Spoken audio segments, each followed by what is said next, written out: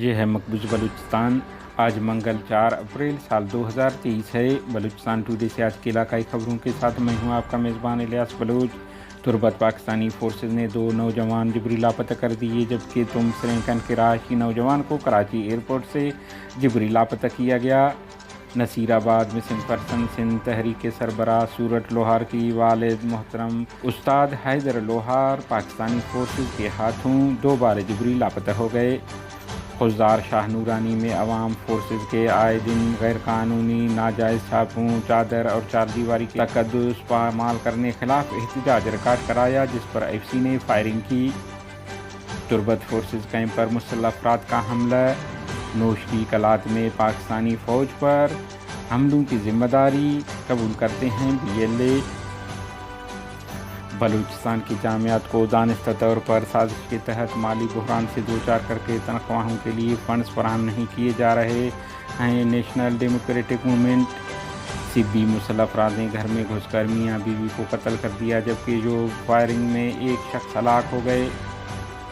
Dhadar road حادثے میں 4 افراد ہلاک ہو گئے۔ تربت کے علاقہ گھن میں سحری کے وقت تقریباً 4 بجے پاکستانی فورسز نے گھروں پر اچانک غیر قانونی چھاپہ مار کر خواتین بچوں کو زدوکوب کرنے کے بعد صغیر اور اختر نامی 2 نوجوانوں کو حراست میں لے کر جبری لاپتہ کر دیا ہے۔ لواحقین کے مطابق وہ لاپتہ ہیں۔ مقامی لیویز اور پولیس پہ خبر ہے۔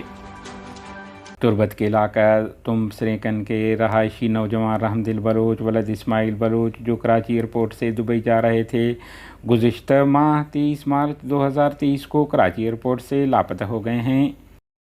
کیچ کے علاقہ ہوشا میں رات گئے پاکستانی فورسز کی چوکی پر مسلح افراد نے راکٹ لانچر اور دیگر ہتھیاروں سے حملہ کر کے فورسز کو جانی مالی نقصان پہنچانے کے بعد فرار ہو گئے۔ بتایا جا رہا ہے کہ حملے کے دوران کیمپ میں 2 دھماکوں کی آواز بھی سنی گئی ہے۔ آخری اطلاع تک کسی مسلح تنظیم نے اس حملے کی ذمہ داری اب تک قبول نہیں کی ہے۔ بلوچ لبریشن آرمی کے سرمچاروں نے نوشکی اور کلات میں 2 مختلف حملوں میں قابض پاکستانی فوج کو نشانہ بنایا، جن میں ایک دشمن اہلکار ہلاک اور 4 زخمی ہو گئے۔ یہ بات ترجمان جینت بلوچ نے جاری بیان میں کہی ہے۔ انہوں نے کہا ہے کہ بی ایل اے کے سرمچاروں نے گزشتہ رات نوشکی کے علاقہ کی شنگی میں بلغانی کے مقام پر قائم قابض پاکستانی فوج کے پوسٹ کو حملے میں نشانہ بنایا۔ سرمچاروں نے دشمن پوسٹ پر گرنیڈ لانچر سے متعدد گولے داغے اور بھاری ہتھیاروں کا استعمال کیا۔ حملے کے نتیجے ایک اہلکار ہلاک اور 3 زخمی ہو گئے، جبکہ حملے میں قابض فوج کے پوسٹ کو بھی شدید نقصان پہنچا۔ ترجمان نے کہا ہے کہ دوسرے واقعے میں سرمچاروں نے کلات کے علاقہ منگچر میں قابض پاکستانی فوج کے مرکزی کیمپ کے حفاظتی چوکی کو دستی بم حملے میں نشانہ بنایا، جس میں ایک اہلکار زخمی ہو گئے۔ سبی وابڈا روڈ پر نامعلوم افراد نے گھر میں گھس کر میاں بیوی کو قتل کر دیا اور فرار ہو گئے۔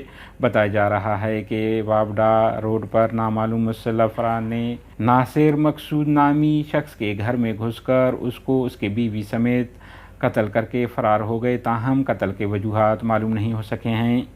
بلوچستان کے علاقہ ڈھاڈر میں سوموار کے روز صبح تقریباً 6 بجے کے وقت NA 65 شاہراہ پر 2D اور مزدہ ٹرک میں خوفناک حادثہ پیش آیا۔ حادثے میں 2D میں سوار 4 افراد محمد رفیق ولد اللہ ڈنہ گجر کچی، عبدالمجید ولد صالح محمد بھنڈ سکنہ کچی، ارباب محمد یاسین ولد عبدالمالک سکنہ کچی اور ڈرائیور غلام حیدر ولد اللہ ورایہ مہر سبی ہلاک ہو گئے۔